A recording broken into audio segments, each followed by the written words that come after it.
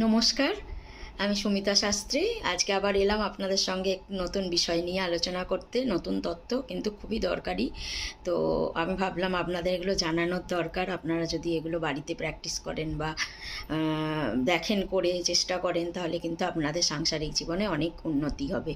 তো এটা হচ্ছে যে আপনারা যদি দেখেন যে বাচ্চারা খুব বেশি জেদি হয়ে যাচ্ছে, কোনো কথা শুনতে চাইছে না, একটু অ্যাডামেন্ট টাইপের হয়ে যাচ্ছে, নিজের মতো নিজে চলছে, মা বাবাকে রেসপেক্ট করছে না, এরম যদি ঘটনা আপনাদের বাচ্চাদের মধ্যে হয়, তাহলে আপনারা একটা টোটকা করতে পারেন।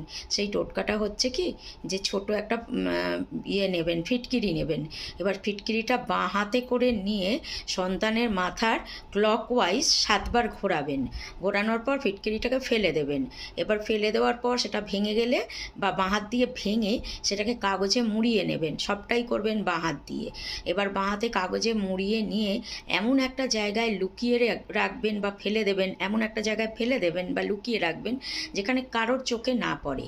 এই কাজটা যদি আপনারা শনি মঙ্গলবার করতে পারেন, আপনারা দেখবেন আপনাদের সন্তানের জেদ আস্তে আস্তে কমে যাচ্ছে এবং ওরা খুব বেশি অবিডিয়েন্ট হয়ে যাচ্ছে। তো আজকের মতন আপনাদের এইটুকুনি জানালাম। আপনারা করুন, ভালো থাকুন, সুস্থ থাকুন।